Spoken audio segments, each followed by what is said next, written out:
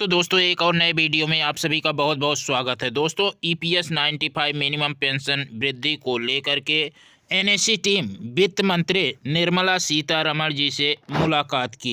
इसके देख सकते हैं प्रिंट मीडिया में खूब छाया हुआ है। ईपीएस 95 मिनिमम पेंशन वृद्धि को लेकर के वित्त मंत्री निर्मला सीतारमण जी से जो मुलाकात की गई, हिंदी पेपर हो या इंग्लिश पेपर हो, सभी पेपरों में यह प्रिंट मीडिया और सोशल मीडिया पर छाया हुआ है। दोस्तों एनएससी टीम ईपीएस 95 पेंशनधारकों की मिनिमम पेंशन 7,500 रुपये बढ़वाने के दिल्ली में डेरा डाले हुए बैठी हुई है।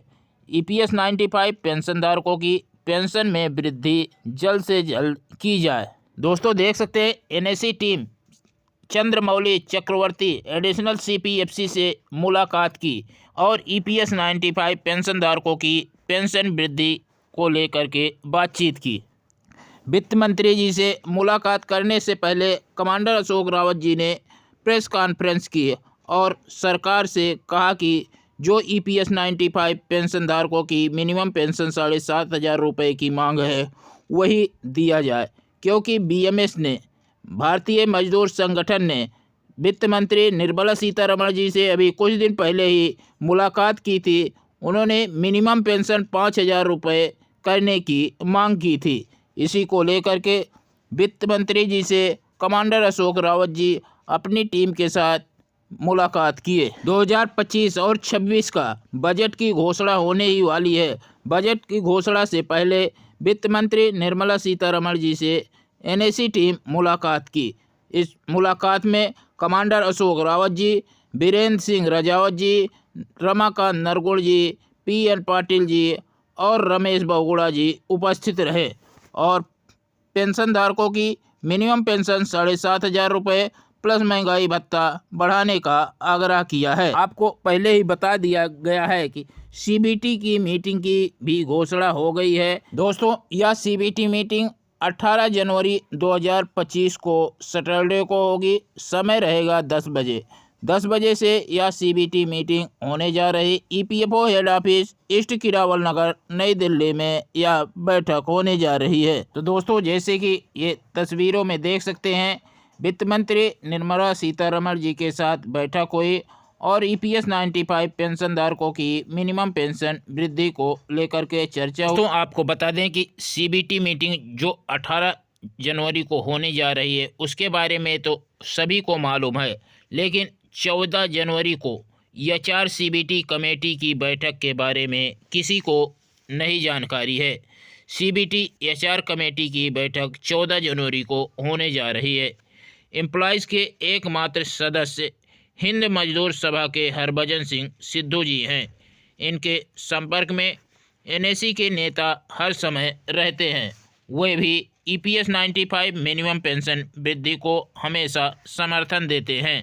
एनएससी राष्ट्रीय संघर्ष समिति के राष्ट्रीय महासचिव बीरेंद्र सिंह राजावत जी, राष्ट्रीय सलाहकार डॉक्टर पीएन पाटिल जी हरभजन सिंह सिद्धू जी से मुलाकात की और सीबीटी एचआर कमेटी की बैठक के बारे में जानकारी ली। एनएससी के नेताओं ने आजकल चर्चा में हो रहे मिनिमम पेंशन 5,000 रुपये के प्रस्ताव पर असंतोष व्यक्त किया। तो उन्होंने कहा कि सीबीटी एचआर कमेटी की बैठक में अधिक से अधिक पेंशन बढ़ाने का प्रस्ताव बनाएंगे, फिर सीबीटी मीटिंग में जो निर्णय है वह करें। एचआर कमेटी का बनाया हुआ प्रस्ताव ही सीबीटी के एग्जीक्यूटिव कमेटी में चर्चा होगी, जिसकी बैठक 18 जनवरी 2025 को होने जा रही है, जिसमें कि अति महत्वपूर्ण विषयों पर चर्चा होगी। अगर दोस्तों यह स्टेप बाय स्टेप चला तो इसके तुरंत बाद सीबीटी की मीटिंग होनी चाहिए, क्योंकि कोई भी प्रस्ताव सीबीटी मीटिंग में ही अंतिम रूप से अप्रूव किया जाता है। दोस्तों 29 नवंबर 2024 को एनएससी टीम माननीय श्रम मंत्री मनसुख मांडविया जी से मिलकर आपत्ति जताई थी कि 30 नवंबर को होने वाली सीबीटी मीटिंग में पेंशनरों का कोई एजेंडा नहीं था। तो उन्होंने कहा था कि जरूरी पड़ा तो पेंशन वृद्धि के लिए तत्काल मीटिंग बुलाऊंगा। अब देखना है कि वे क्या कुछ करते हैं। वरिष्ठ अधिकारियों का कहना है कि ये ऐसा ही होगा। एनएससी की team CBT executive committee CITU के करुमलियम जी के ऑफिस में मुलाकात की और पेंशन वृद्धि को लेकर के चर्चा की। और दोस्तों, भारतीय मजदूर संगठन के ऑफिस में जाकर पदाधिकारियों से भी मुलाकात की और पत्र भी दिए। उन्होंने बीएमएस से एनएसी के अनुसार अपनी मांग रखने की आग्रह किया। उसके बाद कमांडर अशोक रावत जी की मुलाकात एडिशनल सीपीएफसी चंद्रमौली चक्रवर्ती से हुई।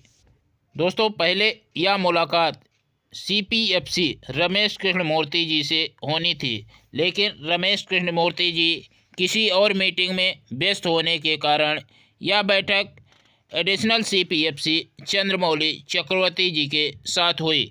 दोस्तों, एडिशनल सीपीएफसी चंद्रमौली चक्रवर्ती जी से मुलाकात कर पेंशन वृद्धि पर क्या कार्रवाई की जा रही है, तो उन्होंने बताया कि मंत्री जी का रुख सकारात्मक है और पेंशन वृद्धि की दिशा में कार्रवाई हो रही है। जल्द से जल्द पेंशन में वृद्धि की जाएगी। एनएसी के प्रतिनिधि मंडल ने इस बात पर आपत्ति जताई कि ईपीएफओ हायर पेंशन को लेकर के कर्मचारियों के पास मैसेज भेज रहा है कि वो अपने एम्प्लॉयर से मुलाकात कर उनसे रिक्वेस्ट जल्द से जल्द अप्रूव करने का आग्रह करें, जबकि यह मैसेज एम्प्लॉयर के पास भेजना चाहिए था। तो ये मैसेज कर्मचारियों के पास क्यों भेजा गया, इस पर आपत्ति जताते हुए रमेश कृष्णमूर्ति जी से सवाल पूछा और इसके संबंध में एक पत्र भी माननीय एडिशनल सीपीएफसी रमेश कृष्णमूर्ति जी को दिया गया।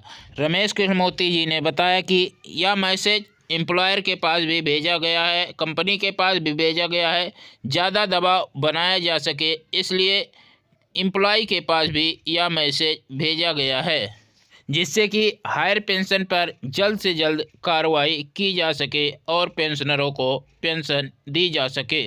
दोस्तों, इस तरह का डिस्कस इस बैठक में किया गया और उन्होंने कहा कि आज की बैठक में डिस्कस हुए विषयों पर पत्र बनाकर जारी किया जाएगा और इन्हीं सब विषयों पर चर्चा हुई।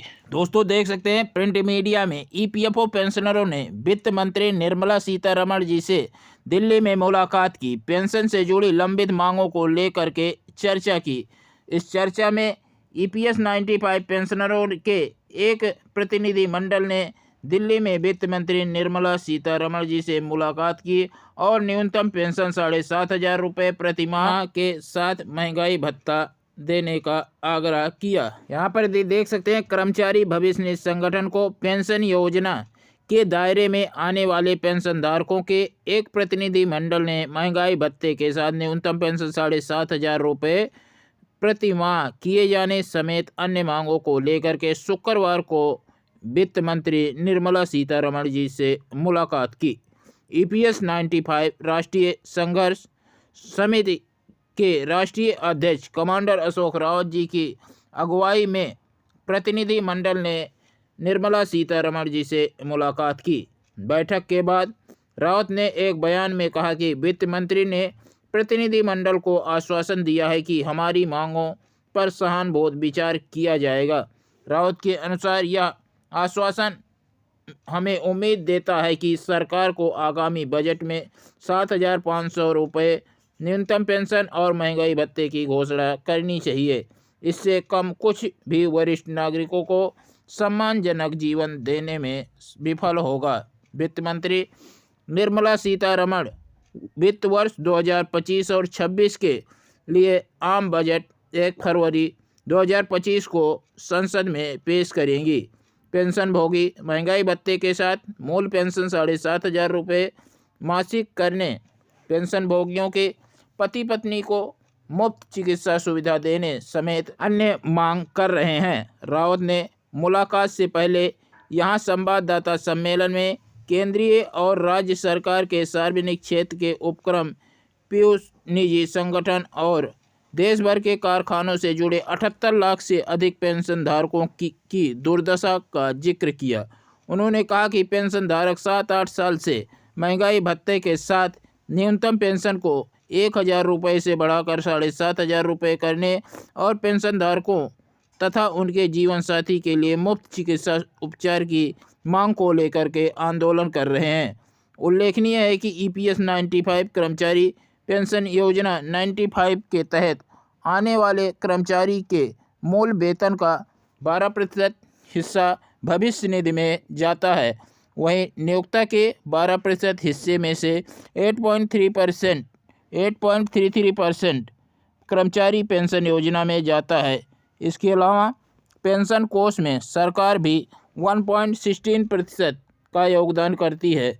रावत जी ने दावा किया कि सरकार द्वारा 2014 में 1000 रुपये न्यूनतम पेंशन की घोषणा के बावजूद अभी भी 36.60 लाख से अधिक पेंशन भोगियों को इससे भी कम पेंशन राशि प्राप्त होती है। तो दोस्तों, ये बड़े दुख की बात है कि 1000 रुपये से भी कम पेंशन 36.60 लाख पेंशन भोगियों को मिल रही है। इन्हीं सब मुद्दों को लेकर के कमांडर अशोक रावत जी वित्त मंत्री निर्मला सीतारमण जी से मुलाकात किए हैं। आशा है कि 2025 और 26 के बजट में EPS 95 पेंशनधारकों की मिनिमम पेंशन 7500 रुपये की घोषणा वित्त मंत्री निर्मला सीतारमण जी करेंगी। दोस्तों, आशा करते हैं ये जानकारी आपको पसंद आई। ये जानकारी पसंद आए तो वीडियो को लाइक करेंगे। इस चैनल पर नए हैं तो चैनल को सब्सक्राइब कर लेंगे। धन्यवाद। जय हिंद, जय भारत।